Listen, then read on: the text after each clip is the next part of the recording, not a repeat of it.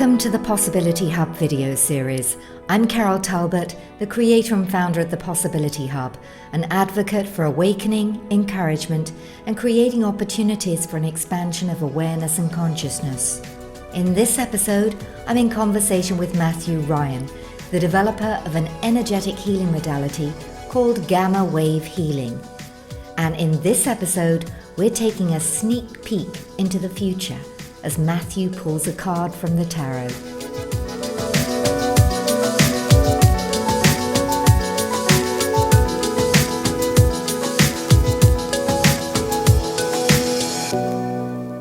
Hello, Matthew. We've got quite an interesting show today because we're not quite sure where it goes. And by that, I mean that you work often with specific types of cards.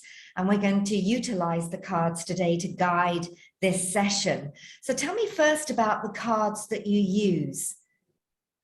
Well, there are several different decks that I've worked with over the years. And speaking of cards, I guess, just to be clear, it's like I mainly work with the tarot or tarot, depending on how people pronounce it. But I also do have some like oracle cards and other other different types of cards like that I can do readings with. And this as far as the deck that I'm currently using, it's called the Robin Wood deck, which is based on the Rider-Waite kind of traditional tarot images.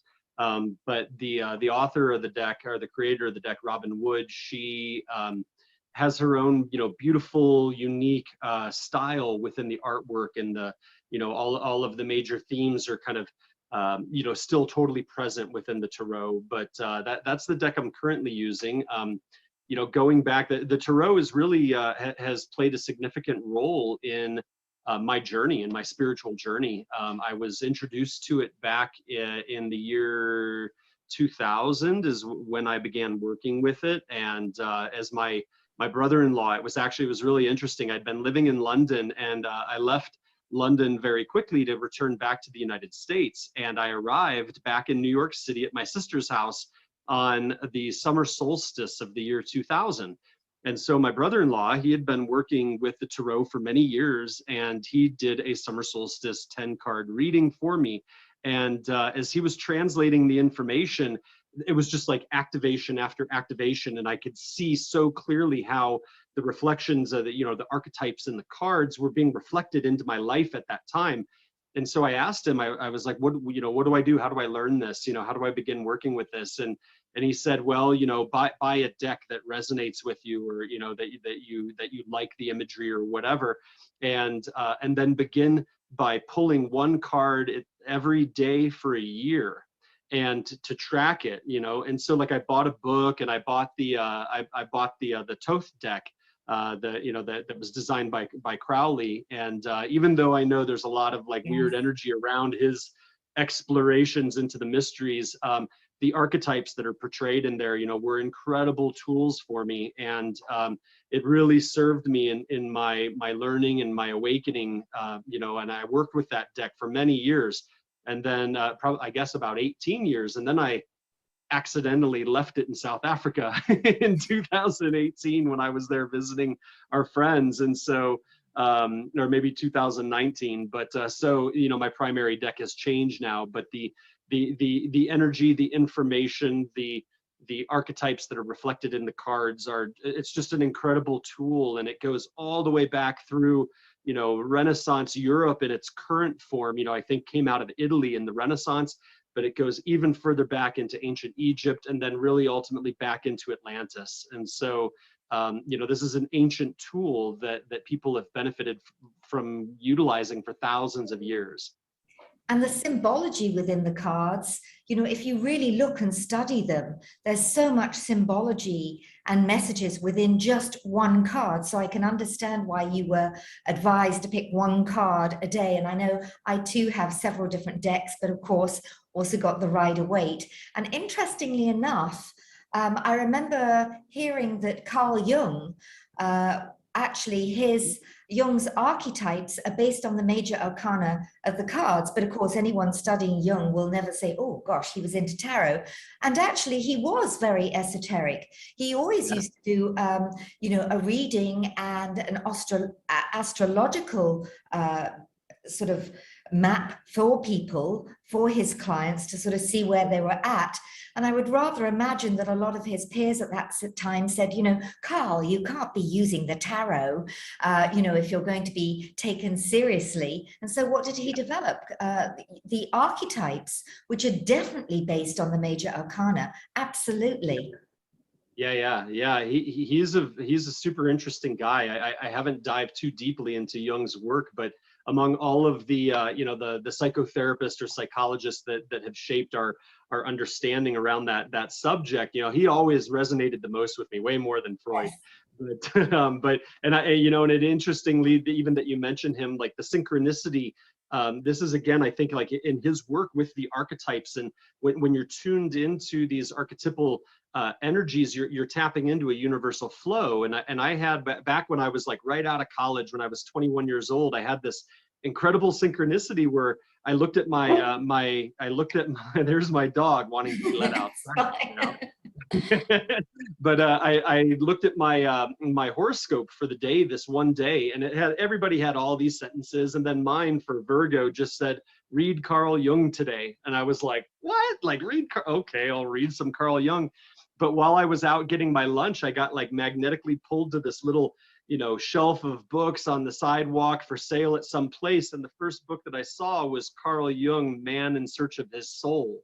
And I was like, oh my God, and so this is the kind of the joy and the love that I have in working with these archetypes, is because you're tapping into universal reflections that are applicable across cultures, across your history, across your intellectual knowledge. As you learn these things, and this is why you do that, like why I was told to do the reading one every day for a year, because as you begin doing that, and you have like one card that you're focusing on, and throughout the day you begin seeing reflections in your life that corroborate the reflection on the card, and you begin to understand, wait a second, just like Jung said, that when we select these images, we're going into the subconscious, and we're accessing these greater patterns that are asking for expression, offering us reflections of what we need to see. And it's really it's an incredible tool.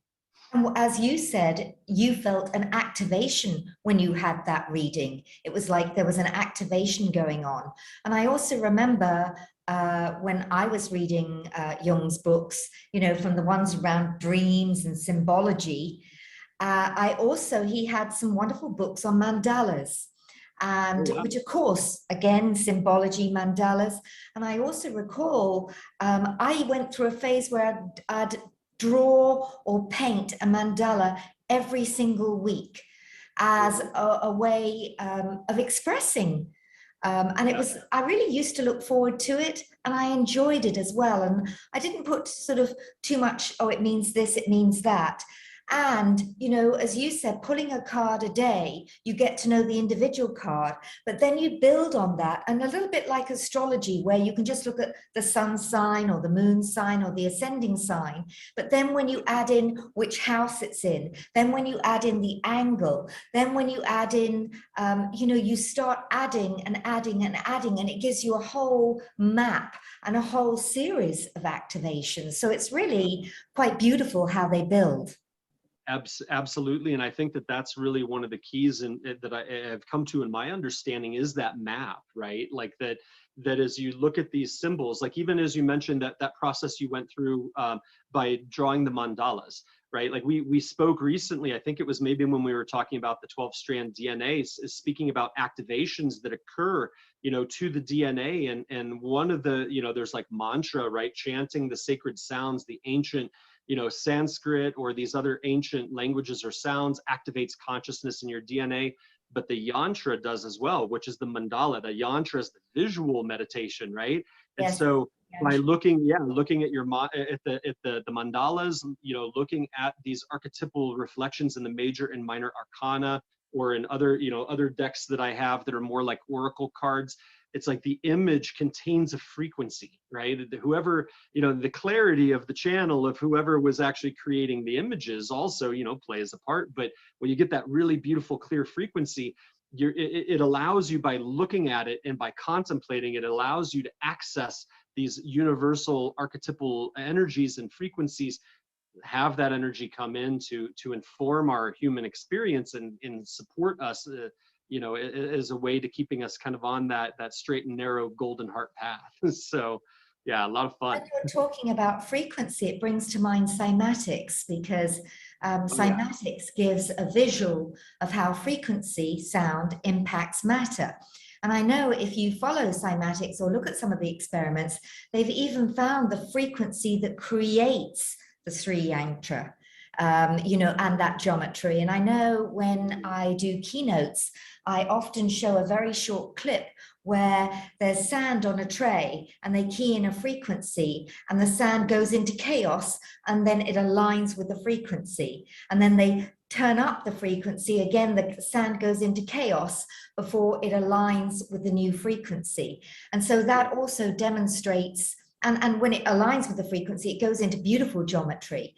But it also shows the beautiful role of chaos, that we sometimes, go through chaos before we align with that next level of frequency. And we only have to think about the chaos that's going on in the world today, as we start to raise, to lift, to align to new and different frequencies. So it feels a kind of like little bit like chaos or crisis or disruptive, and it can be a good thing. Absolutely. That's cymatics is one of my favorite subjects. Ever since I first came across cymatics, I don't remember exactly when it was. Maybe, it's been probably more than 10 years for sure. But when I first came across it, I just inherently had this understanding that this is very important.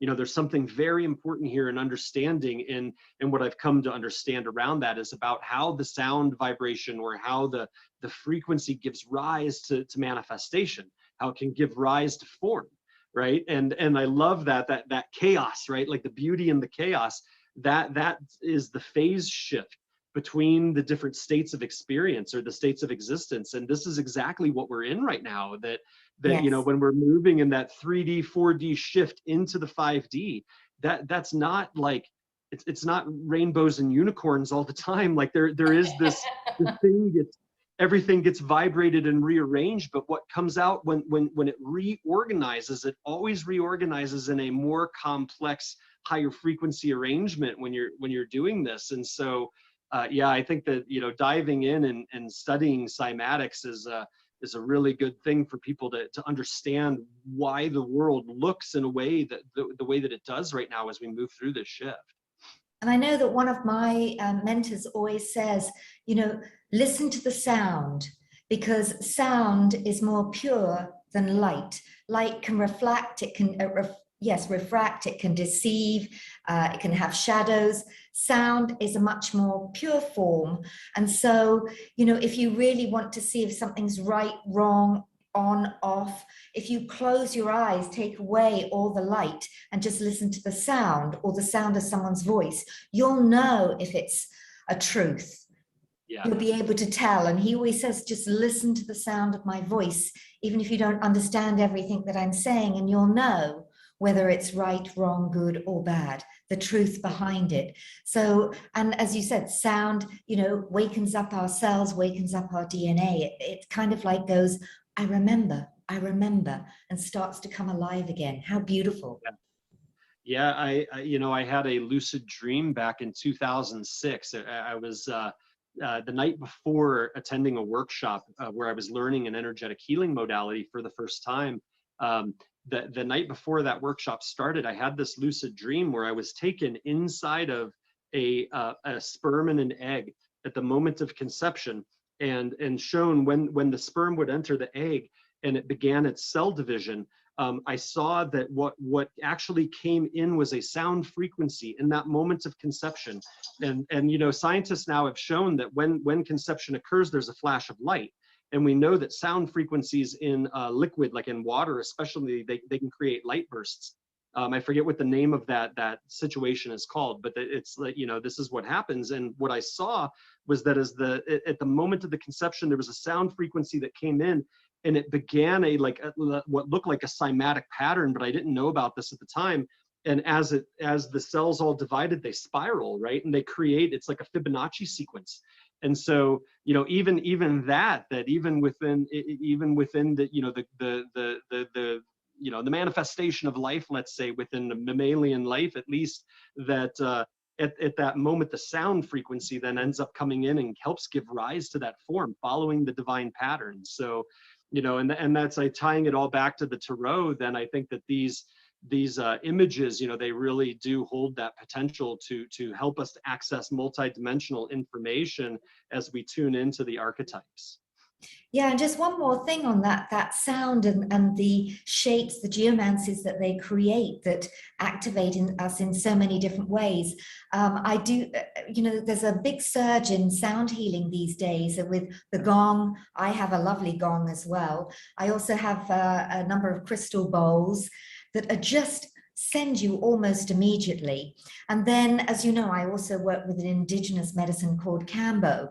And so afterwards, which is, it's an intense experience, but I have a large 7-metal bowl, and I literally give my clients a sound bath. So they literally put the bowl on their head, and you know, I gong it. You can't hear it very much from the outside, but inside it really is like having a beautiful sound bath. And can you imagine the shape, the symbols, the geomancies that would be going on? I mean, the cells must be going, yay. Literally. Absolutely. That's what one of my dear friends that lives here has trained in India for a total of about 15 years in Vag yoga, which is like sound yoga. And so it's all about these different ancient mantras. And she also is an extremely gifted crystal bowl and Tibetan bowl sound healer. So when she does her sound bath, she chants the mantras while playing the bowls. And as you lay there in that sound bath, it absolutely can transform your consciousness. So, and heal the body, realign the chakras, all of that. It's an incredible experience. So, wow. Yeah.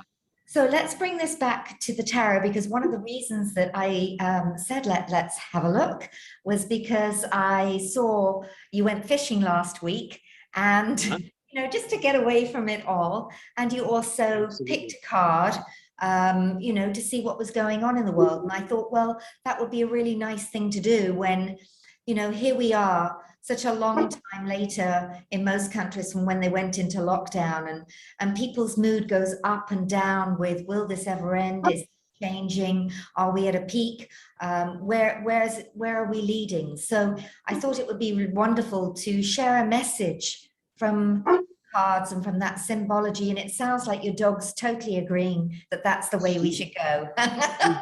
She's upset that I'm ignoring her right now because she thinks that she needs to go outside, lay down.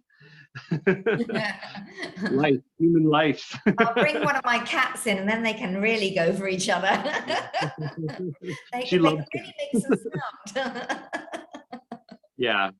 Yeah. So yeah, that was it's been kind of fun. I had recently seen somebody doing kind of a card reading around the phases of the moon cycle, and it had inspired me in a way so that when I had gone out fishing last week, I guess it was, that I remembered to bring my little tripod with me so that I could maybe do a reading and record a reading and be out there in nature. And I'm really you know, enjoying this reconnection that I've had recently with the reflections. And yeah, I would love to share something. So, you know, we can go through and let's do it. And pull the cards and see what we've got here. So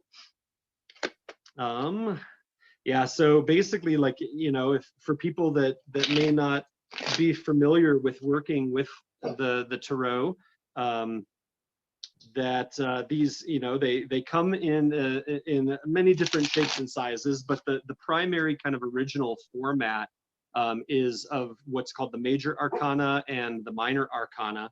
The minor arcana, this would be like what poker cards are based off of, you know, where you have 4 suits and you have an ace through 10, And you also have the court cards, which would be a princess, a prince, a queen, and a king or a knight.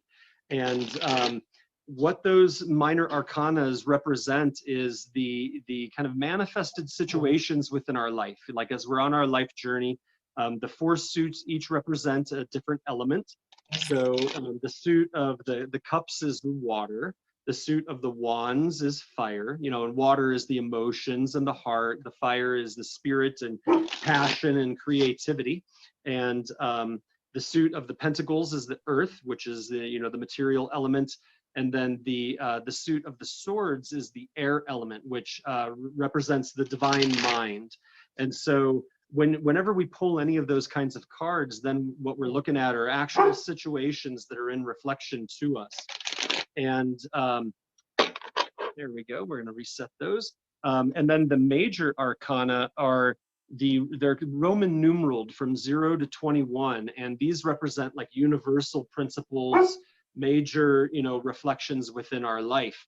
And within that, then, you know, whenever we pull that kind of a card, you're looking at bigger picture kind of energies as opposed to the minutia of our day-to-day living. So those are the, you know, kind of the general format of how this is structured. So what I like to do, you know, depending on what is going on, if it's like an equinox or a solstice or a birthday or something like that, you know, the new year, you know, there are different readings that I would do around that would be specifically intended for that kind of time of the year. Right now, you know, we've just passed through in the northern hemisphere the autumn equinox.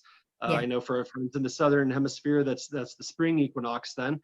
But you know, we're still kind of in that window, but we've moved away from that a little bit. So usually in a moment like this, I would say, okay, so what is it that I need to see? You know, what is the reflection that I need to see for myself? And you know, often if I've got something going on, you know, within my life, a change or a question, you know, you pull cards for those specific things. But since right now, I'd say like for a general reading and for the amazing shift that we're in, I would just hold an intention of saying, okay, what is it that we need to see? Everybody that is watching this video, you know, or listening to the podcast, what is it that we need to see as a reflection here to help us through this moment? So I hold that intention while I'm shuffling. I hold that intention then also when I fan out the cards and I go to select the card. I also, with this process, when I do my readings, I often, with a client, I'm going to be checking in. So like I will check in, I'll pull the card, and then, you know, I'll talk a little bit about what the surface meaning of the card is, and then I go into a channeled reading. Normally, like with a client, I would have my eyes closed and would just kind of like bring in the information. But I can also do it with my eyes open. And so, you know, what we'll do is we'll pull the card, we'll talk about it a little bit, and then I think the information is going to start really flowing for us. Okay. Okay, so, let's go. Excellent. So we'll I fan out the cards into my hand. You know, there's no right or wrong way, you know, to work with the tarot. This is like one of the things that I think people, when they begin with this kind of an endeavor, you know, you look at it and you're going, oh my gosh, there's 78 cards in here. Like, how am I gonna, what do I do? How do I learn it? What, you know, and for me, it's really, again, you trust in the process of this being a reflection of those archetypal energies that are being pulled maybe out of your subconscious or your conscious mind for reflection. So you're never going to go wrong, you know. Although I do kind of joke, I even shared a meme the other day that about like, you know, when you get the negative cards, sometimes you're like, nah, reshuffle, you know, like Do the best of three.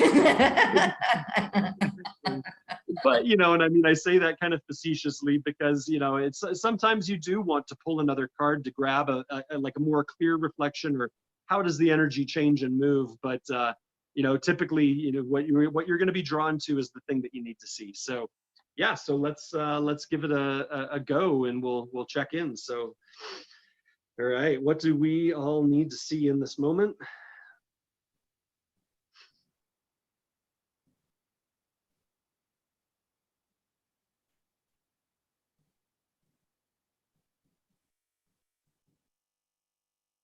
All right, we have one chosen. We'll set them, I always kind of close them back up and then set them at hand in case I need to pull another card. But let's take a look. Oh, this is a good one, right? Yay, I don't think we'll need to re-pull this one. This is the Ace of Pentacles. Oh, fantastic. That's Yeah. So, fantastic. and yeah, Ace this is, and always again, positive. Or yeah, very, this I is always always a perceive positive aces. card. Yeah, aces is good. Yeah. Yeah, yeah. So that, and that really is the case with all of the aces. The aces to me, so this is again in the minor arcana with the suited cards, and the pentacles is again the earth element. So this is going to relate in a overall sense to our materially experienced world. So that could be your health. It definitely can be your wealth and finances. It can relate to your job or your work, your career. It can relate to relationships. It can relate to our home. So it's about our material environment, our material experience. And as I'd said before, there's an ace through 10 with each suit. And then there's the court cards. Well, this is the ace. The ace is number 1, right? Whereas in poker cards, ace is either a 1 or an 11. So it's kind of has that special thing. And that, the poker cards also, they only have a jack, a queen, and a king. And so there's not like a prince or the princess. I forget which one is the jack, but pretty much follows. You can even do tarot readings with poker cards. But so this is the ace, and the Ace of Pentacles is like it's the seed, it's the purity of the material world. It's the pure essence or transmission of like the divine expressing through our material world. So, you can look for meaning within that around many things. Like if let's say we're talking about money, a lot of people relate the pentacles mostly to money or to the material, right?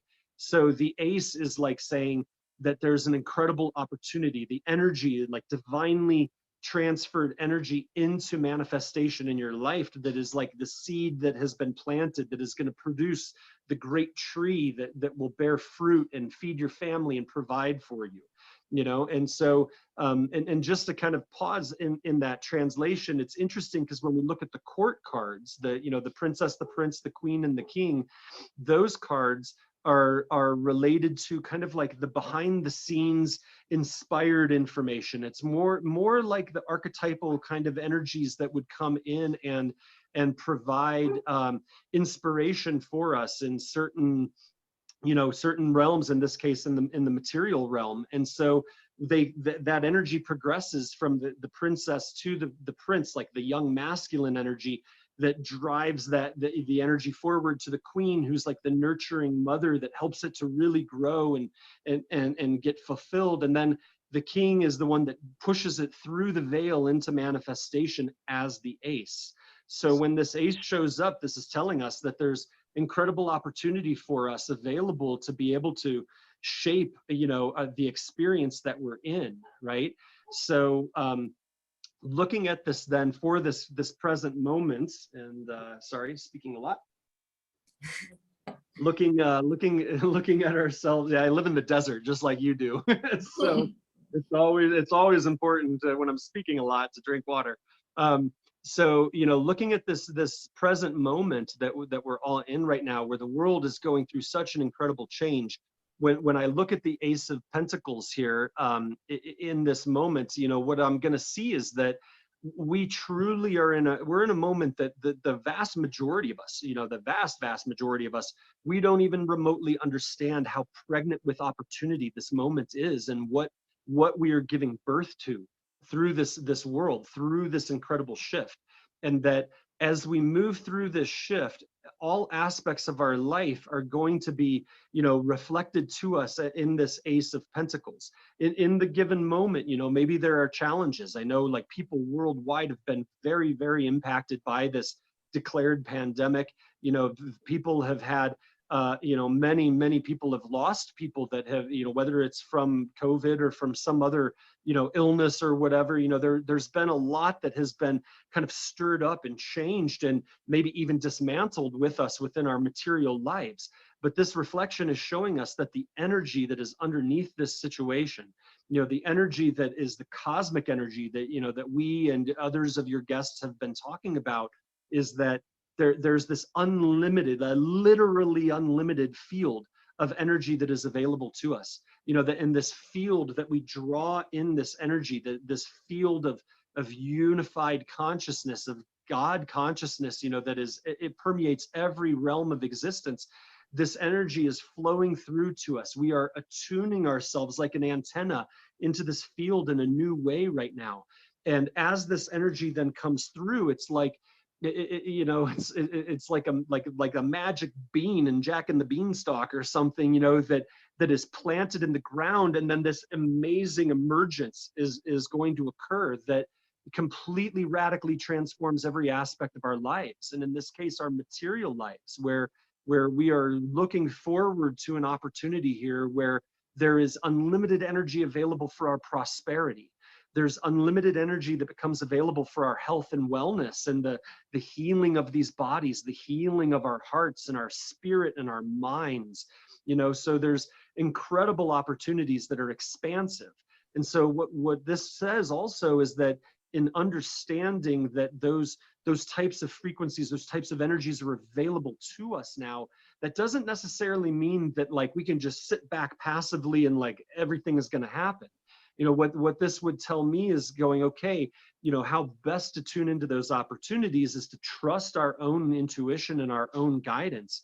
Trust, like right now, I'm in the middle of, or actually at the tail end of a rather, comprehensive cleanse that our friend Malcolm, that you've been speaking with in your detox episodes, I'm at the very end of that process. And for me, that was my way to make a conscious choice to align with this energy, that the disturbances or the distortions within my body, and in this case also like physical parasite energies or other types of infiltrations, by clearing that out of my body, that puts me into a physical and energetic alignment with these energies to be able to consciously work with it. So that's the way that I was recently guided to be able to maximize the opportunities that are being brought to us through this unlimited field of energy.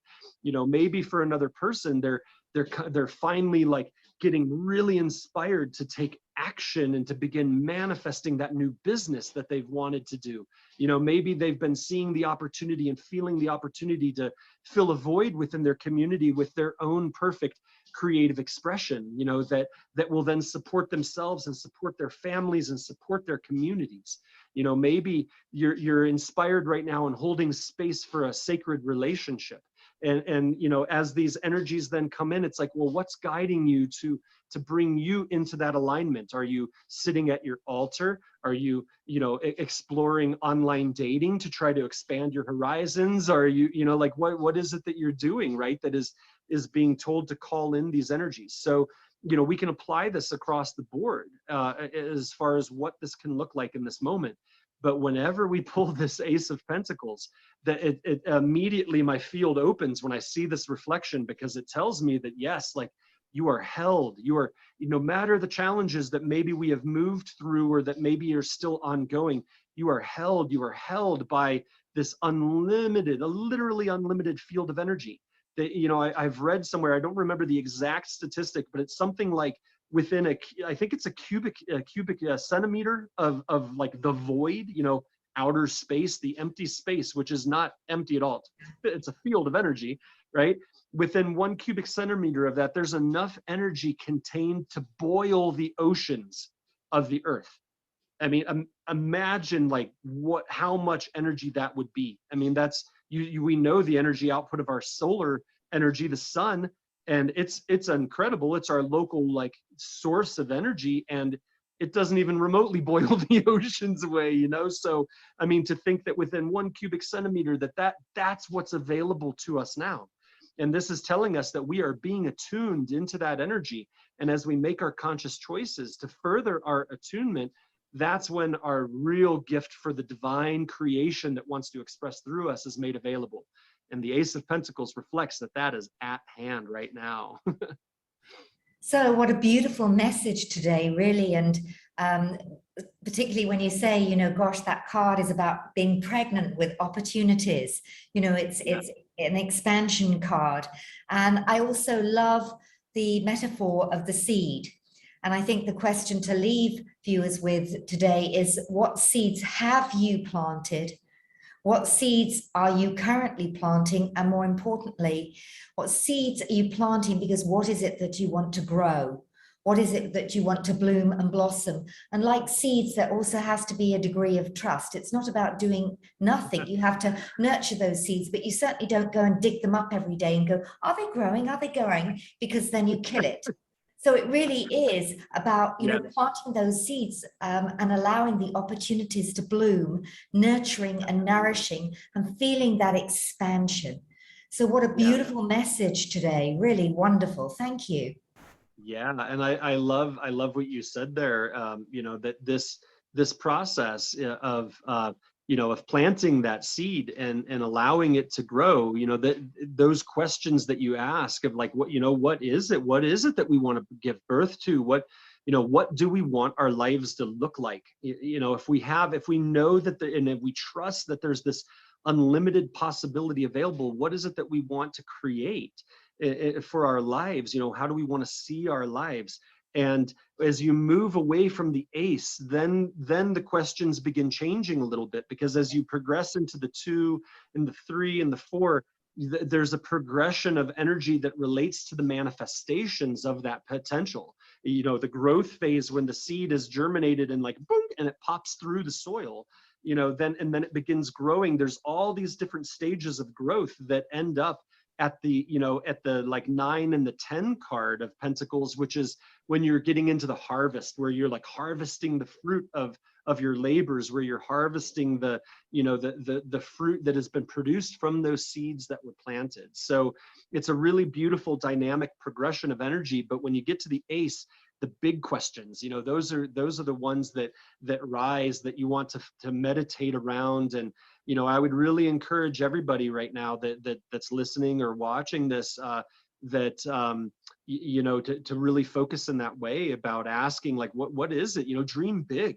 Like, this is a moment that we give yourselves permission to dream big. And the fact that we pulled this one and we didn't pull like the 7, which is like failure, fear of failure. Beautiful start. Yeah. So that really, when you think of the seasons of planting seeds, you wonder how a seed would ever come through the frozen ground, through the snow, and yet, come spring, up they come almost magically, and it's beautiful. Yeah. So again, asking yourself, what have you planted in the past? What is it that you need to plant now? Are there some weeds that need to go as well? Well, and remembering in that analogy also to remember, like, as you look at these situations in your life, that to think about the seed, right? That like you can have something like a giant sequoia, the largest tree on earth that grows in California. They only really grow in this species only grows in California, and they're enormous. They get to 300 feet tall. They're so wide that like there's even one in Sequoia National Park that a car you can drive through. They cut like a hole in a road, like through the tree, and the tree is still alive. It's enormous. And it's it's the seed. I've seen a sequoia seed. They're very small. And to think that all of that massive expression of life, this tree that weighs 100 tons more, 300 tons, I don't know. It's like, they're absolutely enormous, that can come from something so small. So that's like, it's a good pondering, around this Ace of Pentacles of thinking that, you don't need to intend to create like, some big thing right out the beginning but when you're dreaming big, it's like, dream about what is there in your heart, what's in your spirit that wants expression right now, and trust that even if it's a small thing, like you just want to, start your little business. I mean, how many times have we heard about these massive corporations that, started were in a garage, and now there's that type of energy and potential that is available to us. And this is definitely not a time for limitation. This is a time for thinking about like everything that can unfold for you. And then that puts you into resonance with this unlimited field, with the cosmic waves of energy that are coming in to support us, with the solar activity that's supporting us. And we're going to bring this into manifestation. Beautiful. What a beautiful session, Matthew. And again, a surprise. We didn't know what you were going to pull. You didn't know what you were going to pull in terms of the cards. And, so many beautiful questions for people to ask and messages to take. So thank you for inspiring us once more. Thank you. Hey, thank you for having me, Carol. I look forward to seeing you again soon.